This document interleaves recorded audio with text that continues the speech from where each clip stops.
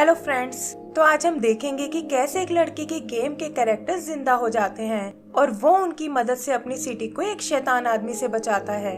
तो मूवी शुरू होती है अर्जेंटीना के एक टाउन से, जहां हम डैनी और उसके पिता अमेडियो को देखते हैं। डैनी अपने पिता से कुछ बात करना चाहता है, लेकिन वो हमेशा की तरह अपनी फुटबॉल गेम में बिजी हैं और इससे डैनी उदास होकर वहाँ से चला जाता है।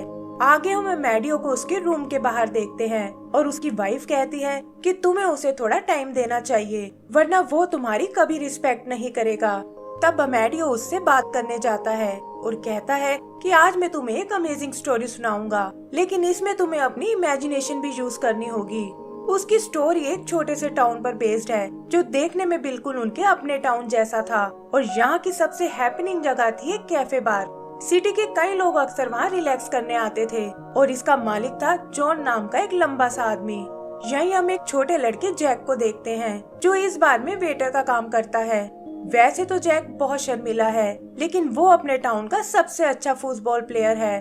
उसका क्रश है सारा नाम की लड़की, जो खुद भी जैक को बहुत पसंद करती है, लेकिन वो कभी ये बात एक दूसरे से शेयर नहीं कर पाते। सारा जैक की फुटबॉल स्किल से बहुत इम्प्रेस्ड है और वो अक्सर एक दूसरे के साथ इस गेम को एंजॉय करते हैं। फिर एक दिन फ्लैश नाम का एक लड़का बार में आता है, जिसे अपनी फुटबॉल स्किल्स पर बहुत नाज है और वो हमेशा दूसरे बच्चों को बुली करता रहता है।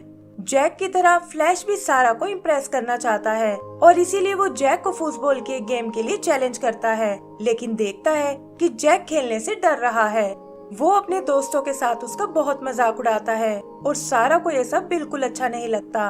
वो जैक से उसका चैलेंज एक्सेप्ट करने को बोलती है और कहती है कि तुम्हें मेरे लिए इसे हराना ही होगा। जल्दी ही उनकी गेम शुरू हो जाती है और फ्लैश एक के बाद एक कई गोल कर देता है और वो उसके साथ साथ सारा का भी मजाक उड़ाने लगते हैं।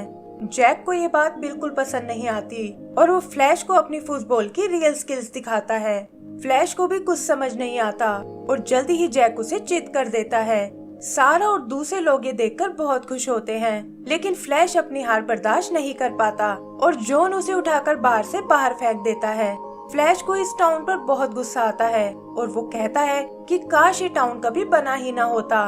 तभी उससे मिलने एक आदमी वहाँ आता है, जो असल में किसी फुटबॉल क्लब का मैनेजर है और कहता है कि मैं बदला लेने में तुम्हारी मदद कर सकता हूँ। आगे का सीन कुछ साल बाद का है, जहाँ जैक अब बड़ा हो चुका है और अभी भी उसे फुटबॉल में उतना ही इंटरेस्ट है। तभी उससे मिलने सारा वहाँ आती है और बताती है कि उसे एक आर्ट कॉलेज में एडमिशन मिल गया है, जिसके लिए उसे टाउन से बाहर जाना होगा। जैक ये सुनकर उदास हो जाता है, लेकिन अभी भी उसे अपने दिल की बात नहीं कह पाता और कहता है कि मुझे भी अपनी फुटबॉल स्किल्स को और इम्प्रूव करना है। सारा को लगता है कि उसे गेम की बजाय किसी काम में ध्यान लगाना चाहिए और तभी उन्हें बाहर से किसी शोर की आवाज सुनाई देती है। जाकर देखने पर उन्हें वहाँ एक ट्रक नजर आता है और पता चलता है कि इसमें तो वो फुटबॉल मैनेजर है। मैनेजर उन्हें बताता है कि जल्दी ही तुम्हारे टाउन का फ्यूचर चेंज होने वाला है, जिससे यहाँ के लोग ढेर सारा पैसा कमा सकते हैं और इसमें तुम्हारी मदद तुम्हारा होम टाउन हीरो करेगा। तभी लोग हिल पर रखी हुई एक कैनन को देखते हैं और उसमें से एंट्री होती है फ्लैश की, जो अब एक फेमस फुटबॉल प्लेयर बन गया है। वो उन्हें बताता है कि इस टाउन से मेरी बहुत सी यादें जुड़ी हैं और इसे डेवलप करने के लिए मैंने मेयर से इसे खरीद लिया है। वो यहाँ दुनिया का सबसे बड़ा फुटबॉल स्टेडियम बनाना चाहता है, लेकिन सारा कहती है कि तुम इस तरह इस टाउन को बर्बाद नहीं कर सकते। इस पर फ्लैश कहता है कि मैं अभी तक तुम्हें नहीं भूल पाया हूँ और न ही फुटबॉल में मिली अपनी हार को। फिर वो अपने लोगों से उस बार को तोड़ने को कहता है और जैक को अपनी फुटबॉल मशीन की याद आती है। जैक उसे बचाने की बहुत कोशिश करता है, लेकिन एक क्रेन उस मशीन को उठाकर अपने साथ ले जाती है और जैक कुछ नहीं कर पाता। फ्लैश मैनेजर से कहता है कि मुझे फुटबॉल पर लगे वो डमी प्लेयर्स चाहिए, ताकि उन्हें तोड़कर मैं अपनी हार का बदला ले सकूं। सारा फ्लैश को समझाने उसके प्लेन तक जाती है और कहती है कि तुम्हें सिटी के लोगों पर तरस खाना चाहिए, लेकिन फ्लैश धोखे से उसे अपने साथ ले जाता है। जल्दी ही मशीन उस बार को पूरी तरह तोड़ डालती है और जैक ये देखकर रोने लगता है। उसका आंसू निकलकर नीचे पड़े एक डमी प्लेयर पर पड़ता है और इससे अचानक उसमें जान आ जाती है। वो किसी तरह खुद को उस रोड से अलग करता है और जैक से कहता है कि मैं तुम्हारी टीम का कैप्टन कैपी हूँ। जैक ये देखकर डर जाता है और उसे लगता है कि शायद वो कोई सपना देख रहा है, लेकिन कैपी उसे बताता है कि मैं यहाँ तुम्हारी मदद करने आया हूँ और हम अभी भी अपनी गेम को बचा सकते हैं। फिर वो जैक से अपनी बाकी टीम को ढूंढने को कहता है और वो लोग सिटी के गार्बेज डंप की ओर निकल जाते हैं। जैक देखता है कि वहाँ तो कूड़े का ढेर लगा हुआ है और इसमें वो अपनी टीम को कभी नहीं ढूंढ पाएंगे, लेकिन कैपी उसे किस्मत पर भरोसा रखने को कहता है। यही पास ही में हम उनकी टीम के 2 और प्लेयर्स को देखते हैं जिन्हें एक रैट खींचकर अपने साथ ले जा रहा है और इनके नाम है लोको और बीटो। सर्फिंग करते हुए वो किसी तरह खुद को उस रैट से छुड़ा लेते हैं और सीधा जाकर जैक से जा टकराते हैं। कैपी उन दोनों को देखकर बहुत खुश होता है और वो सब एक दूसरे के साथ मस्ती करने लगते हैं। फिर उनकी नजर जैक पर पड़ती है और कैपी उन्हें पूरी बात समझाता है कि कैसे हमें जैक की मदद करनी होगी। तभी रेड टीम का कैप्टन लिसेंड्रो वहाँ आता है और वो सब उसका मजाक उड़ाने लगते हैं। लिसेंड्रो भी उनका जवाब देने की सोचता है, लेकिन वो देखते हैं कि वहाँ अचानक ढेर सारे रैट्स आ गए हैं। उनसे बचकर भागते हुए वो सब एक डॉल हाउस की ओर जाने लगते हैं, लेकिन बीटो वहाँ तक नहीं पहुँच पाता और रैट उसे पकड़कर अपने साथ ले जाते हैं। कैपी इस बात से उदास हो जाता है, लेकिन लोको उसे समझाता है कि बीटो बहुत ही स्ट्रॉन्ग प्लेयर है और वो रैट उसे नुकसान नहीं पहुंचा पाएंगे। तभी उन्हें बीटो की आवाज सुनाई देती है और वो देखते हैं कि उसने उन रैट्स पर काबू पा लिया है और वो उनमें से एक को राइड कर रहा है। वो सब रैट लेकर अपने बाकी साथियों को ढूंढने जाते हैं और देखते हैं कि वो सब अभी भी उस गेम टेबल पर ही हैं। यही वो फ्लैश के मैनेजर को भी देखते हैं जो खुद भी उन डमी प्लेयर्स को पकड़ने आया है, लेकिन जैक एक क्रेन लेकर उन सबको वहाँ से भगा देता है। फिर वो लोग उन बाकी प्लेयर्स को बचाने जाते हैं, लेकिन पता चलता है कि एक कार्निवल वैन उस टेबल को अपने साथ ले गई है। बीटो रैट लेकर उस वैन का पीछा करता है, लेकिन गर्म साइलेंसर से चिपकने के कारण वो उस वैन से उल्टा लटक जाता है। कैपी एक बार फिर अपने दोस्त को खोने से बहुत दुखी होता है, लेकिन जैक बताता है कि उसके बालों से रोड पर एक लाइन बन रही है और इससे हम उसका पीछा कर सकते हैं। इधर फ्लैश सारा को लेकर अपने मेंशन में आता है और वो देखती है कि वहाँ प्रेस की भीड़ लगी हुई है। अंदर से भी उसका मेंशन बहुत आलीशान है और वो दिखाता है कि कैसे यहाँ की हर चीज खास उसी के लिए बनी हुई है। सारा समझ जाती है कि ये थोड़ा सन की किस्म का आदमी है और उसे इस सिचुएशन को अच्छे से हैंडल करना होगा। आगे का सीन कार्निवल का है, जहाँ उन डमी प्लेयर्स को एक गेम का पार्ट बना दिया गया है और जैक और उसके साथी भी वहाँ तक आ पहुँचते हैं।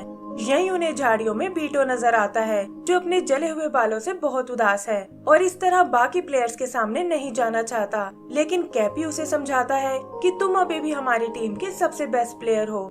फिर वो सब लोग अंदर कार्निवल में जाते हैं, लेकिन देखते हैं कि इतनी भीड़ में उन्हें ढूंढना बहुत मुश्किल है और कैपी सबको अलग अलग होकर ढूंढने को बोलता है। तभी जैक की नजर उन डमी प्लेयर्स पर पड़ती है और वो उन्हें चुराकर भागने लगता है और एक स्टॉल के पास जाकर छुप जाता है।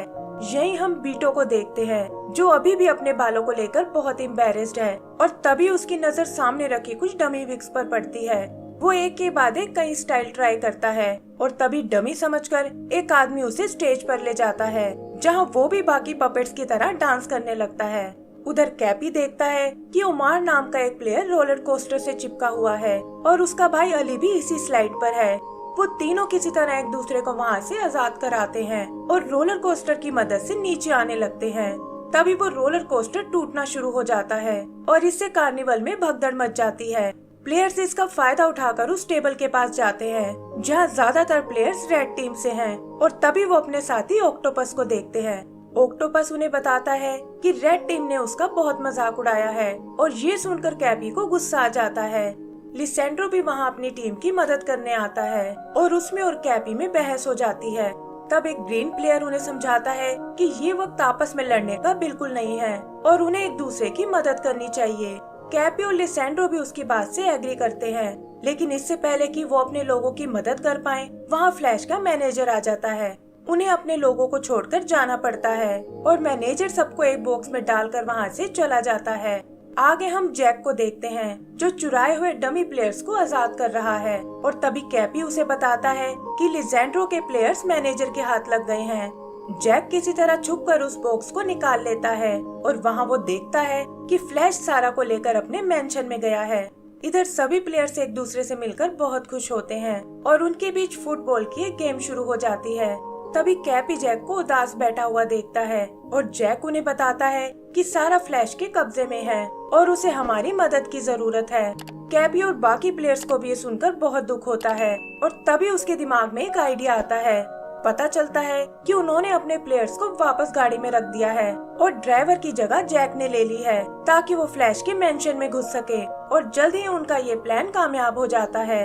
मैनेजर फ्लैश को वो डमी प्लेयर दिखाता है, लेकिन फ्लैश कहता है कि इसमें तो बहुत से प्लेयर कम हैं और वो जल्दी से उसे और प्लेयर्स ढूंढने को कहता है। फिर वो सारा को लेकर अपनी एक सीक्रेट लैब में जाता है और जैक भी जाते हुए उन्हें देख लेता है।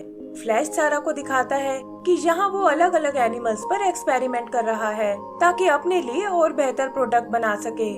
आगे वो बताता है कि मैं इन प्लेयर्स को तोड़कर अपने शूज के लिए स्पाइक्स बनाना चाहता हूँ ताकि हमेशा के लिए ये मेरे कदमों के नीचे रहें, और ये कहकर वो उन्हें एक मशीन में डाल देता है। इधर बाकी प्लेयर्स उस लैब के गेट को तोड़ डालते हैं और जैक फ्लैश पर अटैक कर देता है, लेकिन देखता है कि वो उससे कहीं ज्यादा ताकतवर है। सारा उसे रोकने की कोशिश करती है, लेकिन फ्लैश उसे धकेलकर एक मशीन पर गिरा देता है और इससे वहाँ सारे एनिमल्स आजाद हो जाते हैं। उधर बाकी प्लेयर्स अपने दोस्तों को बचाने की कोशिश करते हैं, लेकिन कुछ बर्ड्स के अटैक के कारण कैपी और लिजांड्रो नीचे मशीन में जा गिरते हैं। मशीन उन्हें कुचलने की कोशिश करती है, लेकिन उनके दोस्त एक बर्ड की मदद से उन्हें बचा लेते हैं। जैक मौका देखकर फ्लैश को एक किक मारता है और वो और सारा लैब से बाहर निकल जाते हैं। तभी एक प्लेयर से निकला नट उस मशीन में जा गिरता है, जिससे बनी चिंगारी उस लैब को नष्ट कर देती है और इस धमाके से सारे प्लेयर्स बाहर आ गिरते हैं। फ्लैश भी प्रेस से झूठ बोलता है और कहता है कि ये सब तो एक मामूली एक्सीडेंट है। इधर सारा जैक पर बहुत नाराज होती है और पूछती है कि आखिर अपनी जान मुसीबत में डालने की क्या जरूरत थी और तुम्हें क्या लगा कि मैं तुम्हारी हिम्मत देखकर इम्प्रेस हो जाऊंगी। ये सुनकर जैक को एक आइडिया आता है और वो फ्लैश को फुटबॉल की एक और गेम के लिए चैलेंज करता है। फ्लैश भी उसकी बात मान जाता है, लेकिन कहता है कि अब हमें बच्चों वाले गेम नहीं खेलने चाहिए और हमारा मुकाबला एक असली फुटबॉल गेम का होगा। जैक ये सुनकर सोच में पड़ जाता है, क्योंकि उसने रियल फुटबॉल कभी नहीं खेला, लेकिन उसे फ्लैश की ये शर्त माननी पड़ती है। तब सारा कहती है कि बिना बैट के कोई गेम नहीं हो सकती और अगर फ्लैश ये गेम हार गया तो उसे हमारी सिटी को खाली करना होगा।